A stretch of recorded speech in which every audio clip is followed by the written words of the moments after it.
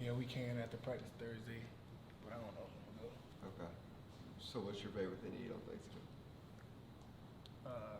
Turkey. Turkey. Okay. You a stuffing guy? No, not really. How far is Madison from here? So it's Not from Madison, from Huntsville. 4 hours. So 4 hours. So that's a pretty good haul. Yeah. So what does it say Madison Media Guide? We ask you that because we read the media guide. Yeah, because that's just where I went to high school at in Madison. Okay, so how far is that from Huntsville? Like 15, 20 minutes. Is it like a school of choice thing, or was it like you could pick your high school where you Oh, lived? no, or- you had to, like, be in that district or whatever. Okay. Huntsville. What's the focus going into Georgia Tech this weekend? Let's keep getting better as a team. And focus in on what they do and, know their tendencies and, let's go execute. Is it nice having to not prepare for the triple option? Well, I never really got to do it anyways. Like, last year I had a broken foot, so I didn't have to do it. So I never really got to practice against them or play against them. Do you remember anything about do you know anything about the rivalry at all? Yeah, Coach Smart talked about it a little bit. And I remember when I was younger watching, I think Georgia Tech used to have, what's his name, Nesbitt? Yeah. He was good. And they had Dwyer. Yeah. I remember them from watching when I was younger. I remember that was back when they were, really good. Yeah. They're still good now, but Nesbitt was a little different. But, that's... Yeah. So, how important, did you play against them 2 years ago or not? Not really, no. Okay, but in either situation, playing against them a little bit or being there last year, what's kind of the excitement of if y'all are going to beat Georgia Tech? What's that excitement like? It's an in-state team. Want to win the state, want to be state champs this week. It's always good to beat Georgia Tech, just because they have a lot of guys over there. They take it personal when they play Georgia. It's the last game of the season, so they want to go out with a bang. So it's right to say if y'all win, it feels a little bit different than any other win, I guess. I would say yes. Winning is always good, but some wins are more exciting than others. How much have you guys had to balance preparation for Georgia Tech and preparation for LSU championship game? I didn't even know we played LSU. You hadn't even heard that?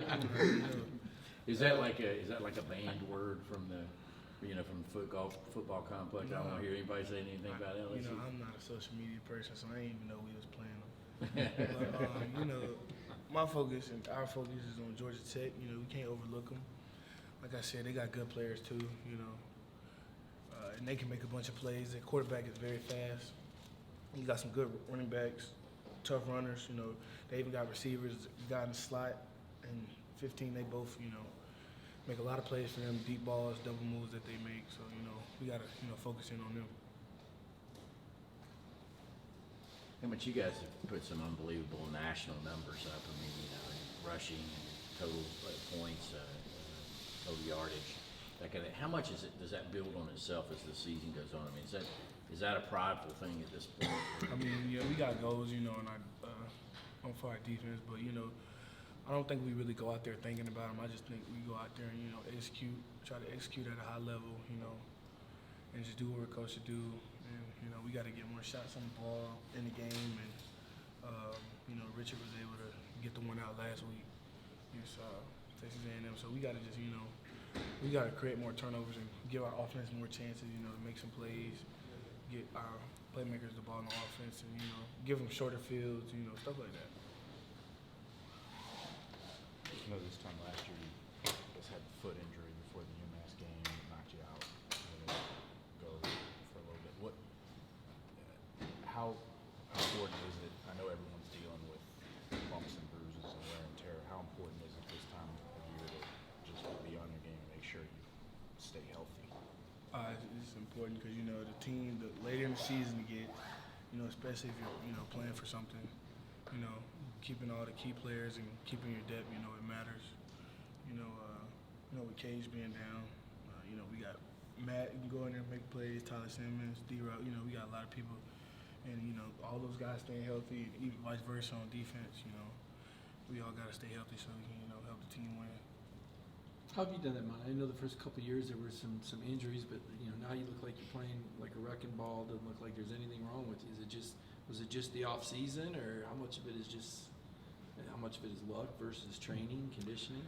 I look at a lot of things. I feel like if it's gonna happen, it's gonna happen. You can't really prevent it. But it's God.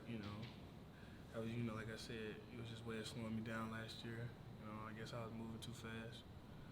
But yeah, it's definitely a little bit of luck. Because injury rate is 100%. And, especially with the last 4 games we just played. Those are some tough games, especially that Auburn one.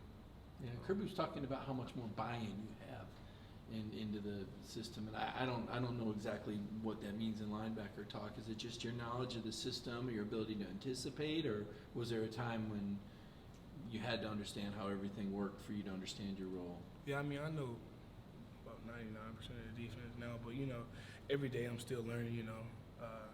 There's all these little nuggets in this defense that can help you be a good player and productive, and I just try to listen to Coach Schumann because he's smart. He's probably the smartest coach on the staff, in my opinion. But there's all these little nuggets and tips that you can take in this defense, help you out and help you be successful. Yeah, give me an example. He said, I know that you said that, Jarsman. He said, you're learning how to use the tools of the defense better. What would be an example of a tool of the defense you can learn better? Is he talking about leverages, where you line up? So when we're running some of our blitzes and the other linebacker, has the running back, you can give Aziz a call, give him a signal. It lets him know to take the running back. I'm not gonna tell you what that word is, but Right. or the signal, but yeah, it's just it's a few words or hand signal. You can let the edge rusher. It has to be an athlete to take your responsibility. You replace him. So you're just picking up on something the offense is fixing to do, and you're making an adjustment on the fly. Yeah, let's just say running back was close to the boundary. He's gonna free release, run a wheel. If you can't get to him, because when they get to when the running back lines up to the boundary and the receivers line up close, they're trying to pick you, obviously.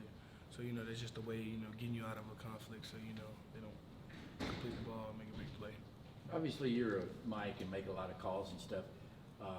JR just got made a finalist for the Thorpe Award, which is a pretty big deal. He makes a bunch of calls too.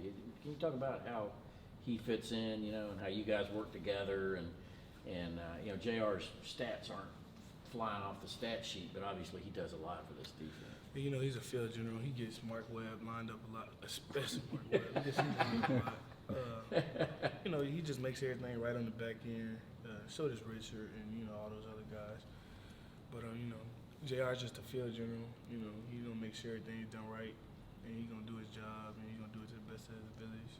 What's different with the defense this year with Dan Lanning and Glenn Schumann sort of calling it and organizing it versus Mel Tucker last year? I was just talking to somebody about that today. I actually don't know. It's a good question. When obviously growing up, I'm sure you played on both sides of the ball. What did you play on offense? Running back. Yeah. And how did you make the call? Because you're still built like a running back. How did you make the call to play linebacker over running back? Well, honestly, I went to James Clemens. We were in the playoffs against you at Trussville. And, it was 4th and 5. Coach put me in to run a Wildcat. And, I got the 5 yards, but I just remember getting up. I'm just, it's just like a target on your back. Everybody hitting you, people pulling in your ankles, people just hitting you, and I ain't really like that. I'd rather be the one hitting. So, so that's how I switched over. But you did get the first in. I did. I know you guys don't do a whole lot of live and going to the ground now, but I'm sure earlier in your career you had to have some matchups with Swift. How did that go early? And did you guys get along early, or does it take a little while to earn that respect? I definitely, respect Swift as a player. His ability to make people miss, I just tell you, it's crazy. I ain't never seen nothing like it. But, we've had some battles, He might be up. He might be up in those battles, but, he makes it better as a player because, in the game, it's not too many running backs that can, maneuver like him or Brian or Cook, especially James fast. And there's not too many running backs that can, do what they do all the time at a high level like that. Like you saw Swift made the dude from Texas A&M miss. That's supposed to be a tackle for loss. He made him miss, just crazy. I don't know how he does it. I wish I knew how to make people miss like that. See, then you still be More running back. questions? Yeah. You gotta